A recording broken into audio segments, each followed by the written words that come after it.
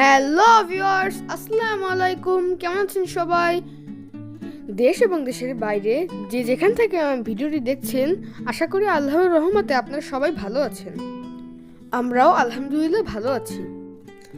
আজ আমি আপনাদের সঙ্গে শেয়ার করব আমি মুরগির কতগুলো ডিম বসালাম এবং কতগুলো মুরগির বাচ্চা ফুটে বের হলো। তো দেখতে পাচ্ছেন এখানে আমি 4 ভিতর ডিম দিচ্ছি। এখানে টোটাল 40টা ডিম দিব। এটা অনেক বড় চারি, যার কারণে এটার ভিতর 2টি মুরগি বসতে পারবে।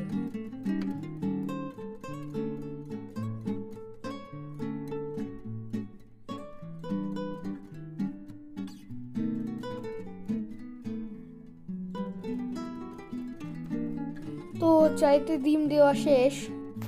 এখন যেখানে বসাবো ওইখানে নিয়ে যাব। তো একটা আন্টি এসেছিল আমাকে নেওয়ার কাজে হেল্প করতে, কিন্তু আমি বললাম আমিই পারবো, কারণ দুজনে নিতে গেলে পড়ে গেলে ডিমগুলো ভেঙে যাবে। এই ঘরে আমরা কিছু টাইগার মুরগির বাচ্চা এনেছি, 20টা টাইগার মুরগির বাচ্চা এনেছি। তো এখানে দেখতে পাচ্ছেন বাচ্চাগুলো অনেক সুস্থ, কিন্তু আসলে এই বাচ্চাগুলো সুস্থ ছিল না। এখান থেকে মাত্র 8টা বাচ্চা বেঁচে আছে।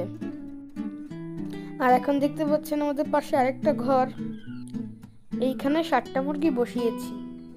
তো এইখানে খাবার এবং পানি দেওয়া থাকে, ওরা ওদের মতো করে খেয়ে নেয়। তো আজকে ডিম দেখতে এসে দেখি বাচ্চা ফুটে বের হচ্ছে 3টা মুরগির। তো আমরা প্রায় 136টি ডিম বসিয়েছিলাম। আমাদের প্রথমে 4টা মুরগি ছিল, ওইখান থেকে ডিম বসিয়ে আমরা 36টি মুরগির বাচ্চা পাই। তো অনেকগুলো খেয়েছি এবং বিক্রি করেছি, আর 10টা মুরগি রেখে দিয়েছিলাম। তো এখন আমাদের মুরগির সংখ্যা আছে 14টি, আর একটি মোরগ আছে। তো আলহামদুলিল্লাহ আমরা ওই 14টি মুরগির ডিম দিয়েই এই মুরগিগুলো বসিয়েছি। আর দেখুন ডিম ফুটে কত সুন্দর সুস্থ সবল বাচ্চা বের হয়েছে।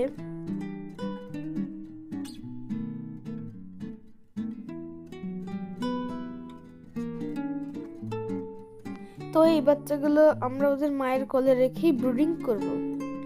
15 দিন ব্রুডিং এ রাখার পর বাচ্চাগুলোকে আমরা ওদের মায়ের কাছ থেকে আলাদা করে দিব, কারণ বাচ্চাগুলো নাভি শুকাতে 15 দিন সময় লেগে যায়। আর এইভাবে যদি 15 দিন পরে বাচ্চাগুলোকে তাদের মায়ের কাছ থেকে আলাদা করে দেই, মুরগিগুলো অনেক দ্রুত ডিমের উপর আসে। আর আমরা এই বাচ্চাগুলোকে ওদের ব্রুডিং এর সময় লাইসোবিটের পানি দেই। তো ইনশাআল্লাহ লাইসোবিটের পানি দিলে একটাও বাচ্চা মরে না।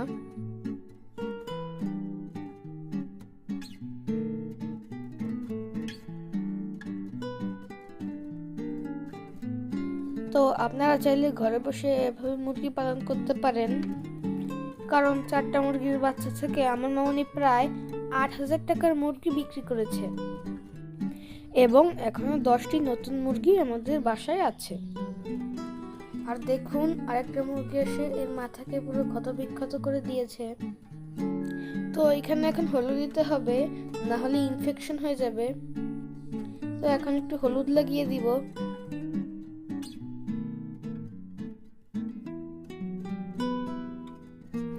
এই দেখুন মামুনি হলুদ লাগিয়ে দিচ্ছে। তো আলহামদুলিল্লাহ একবার হলুদ লাগানোর পরেই মুরগির মাথার ঘা শুকিয়ে গিয়েছে। তো হলুদের ট্রিটমেন্টে ছিল ঘরোয়া টিপস। এই সোনালী মুরগিটি কালো মুরগির মাথা ঠকিয়ে রক্ত বের করে দিয়েছে। তো দেখুন আমাদের সবগুলো মুরগির বাচ্চা আস্তে আস্তে বের হয়ে যাচ্ছে। তো যে কথা বলছিলাম, আমাদের খামারে এখনো কিন্তু 10টা মুরগি আছে, আর আগের আছে 4টা মুরগি, মোট 14টি মুরগি এবং একটি মোরগ। তো ওগুলো যদি 500 টাকা করেও ধরি, তাহলেও বর্তমান বাজার মূল্যে 7,500 টাকা। মুরগিগুলোর দাম আরো অনেক বেশি, কিন্তু আমি অ্যাভারেজে 500 টাকা করে ধরলাম। তো আগে বিক্রি করেছি 8,000 টাকার মোরগ এবং মুরগি, এবং এখনো 7,500 টাকার মোরগ মুরগি রয়েছে, মোট 15,500 টাকার মুরগি। আর এখানে আমাদের খরচ গিয়েছে ওষুধ এবং খাবার দিয়ে 8,000 টাকা। তাহলে আমাদের যে মুরগিগুলো আছে এটাই আমাদের প্রফিট। তো সব খাবার কিনে খাইয়েও আমাদের কিছু প্রফিট আছে। তো আপনারা চাইলে আমাদের মতো বাসায় এরকম কিছু মুরগি পালন করতে পারেন, আশা করি লস হবে না।